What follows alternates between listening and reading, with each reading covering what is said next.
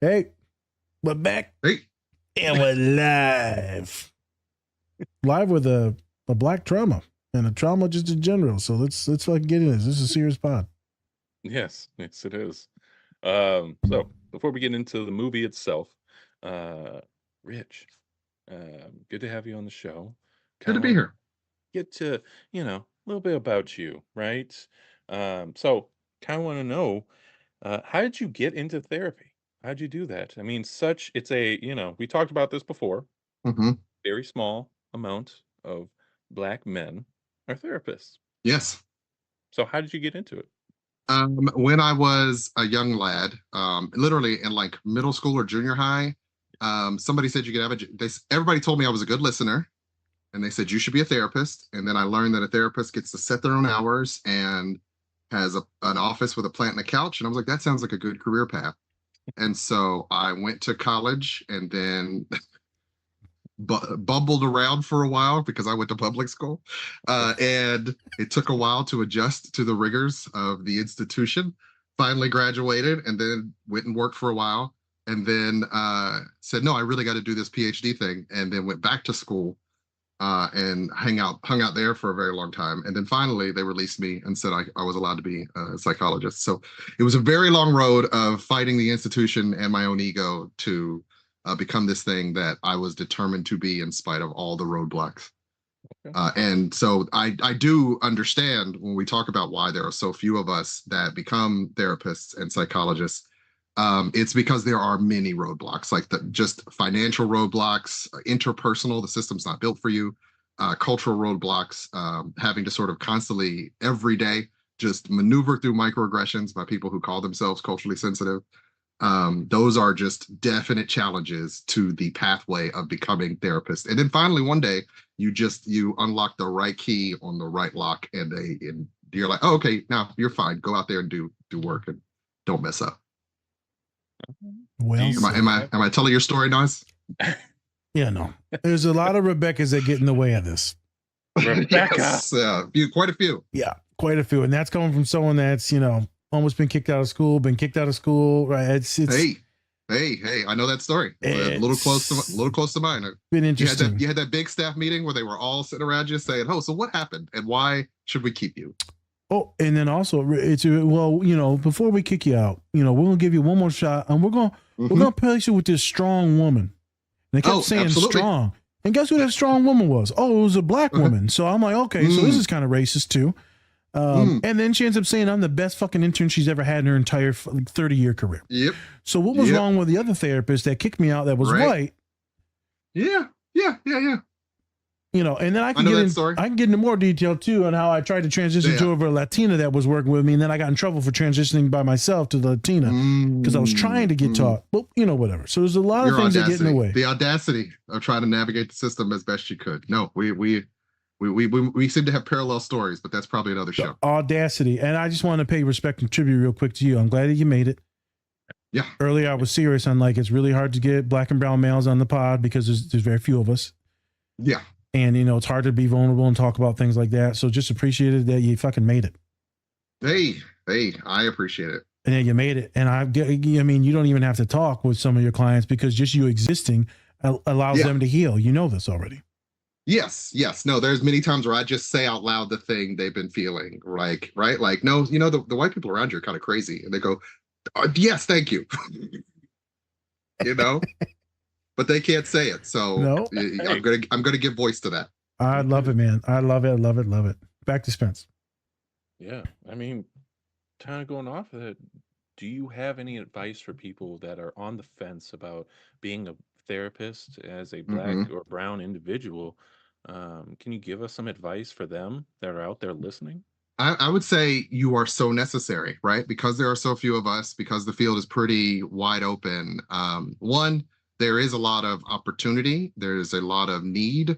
And I know it's different. And like I said, I know it's a difficult road. There is a lot of there are a lot of barriers, but it ends up being very fulfilling because of how necessary you are. And because very often you'll be the first time someone sat across from a person that looks like them and validates their experience. And so there are very few jobs that can give you that level of connection and validation that I found. I mean, but like I said, I also locked into a career path for 20 years and didn't change my mind. So it takes determination. I often tell people, do you really want to be a doctor? Like, you got to really want to be a doctor, because there will be people in the way saying, I don't know if you fit my idea of doctor. And you're like, what does that matter? I'm going to get in your way if you don't fall in line. And you're like, oh, okay. let me figure out how to do that tap dance. But like, there is a significant value. And I spend a lot of my, well, it's free time trying to like help as many, like I've got like 4 mentees. Like, I do a lot of work trying to help people. How do we figure out how to get you to the other side of this? Because I know I wouldn't be here if it weren't for literally like 4 doctors I can name right now who really helped me become who I am. I know that people need to see people like me. They need to be able to access people like me. And sometimes we need to tell them what's around the corner, because there's stuff you're not going to see coming. And I hope to remove that if I can. Or not, if not remove it, sometimes I ain't got the power. There's a system at play. How can I help you get over it, around it, under it, whatever it takes? To make it, to win, period. Right. To me, I just go simple as my father teaches me. I'm going to teach you to win.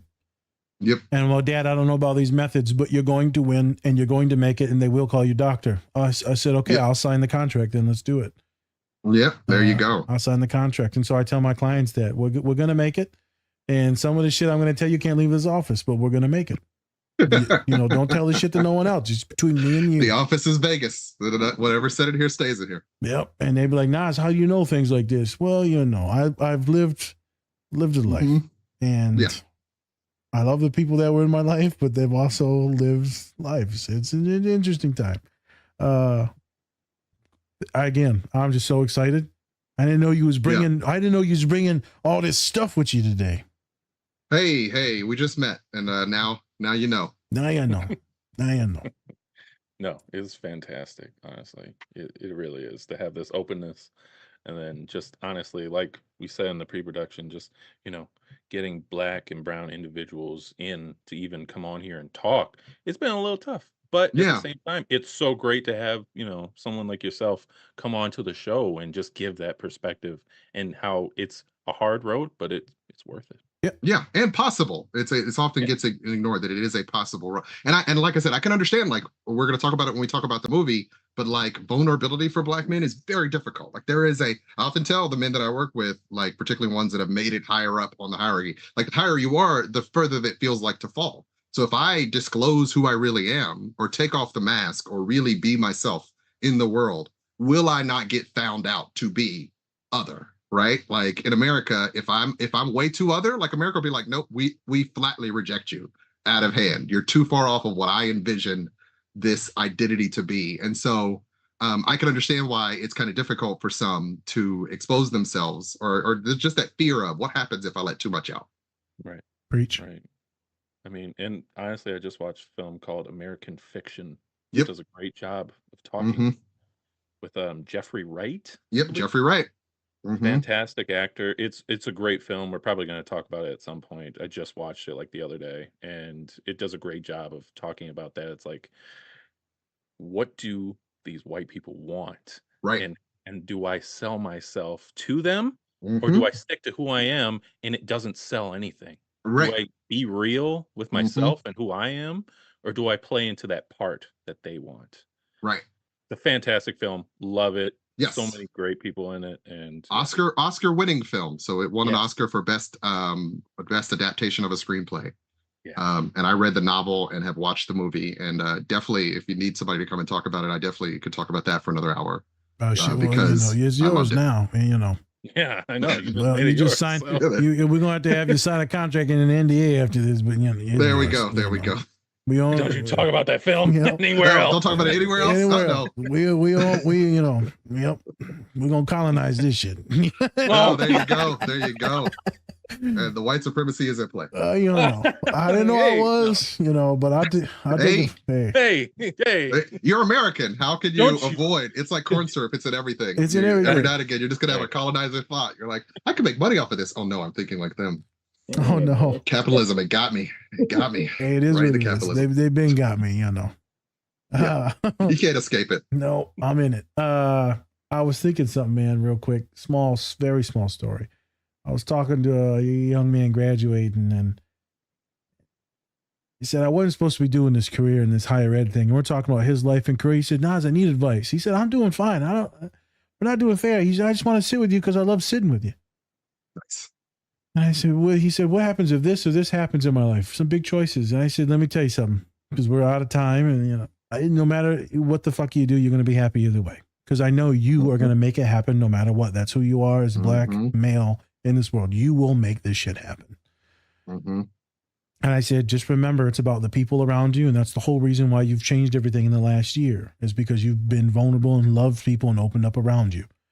So remember what we've did since day one and how quickly you changed, because that's what you do as an athlete as well. Quick, very quick. And he's like, I got you. I said, okay. And then I told him a quick story about me being with other folks of color, which he wants to do and give back to his community. And I said about a letter recently I got from a student. And then a tear dropped out and he looked at me like, holy shit. I said, because this means something. This letter meant something. Right? And she knew it meant something. And she said, there's one little thing. And I just devastated. And he's like, holy fuck, Nas, that's what I want to do. And I said, you're on your way, kid. There you go. If athlete stuff don't work out, you're going to do exactly what we talked about. You're going to be happy either way. You're going to be happy either way. Hey, thanks for watching this video. Check out the full episode on our channel and anywhere you find podcasts. Also, remember to like and subscribe. Whoop whoop.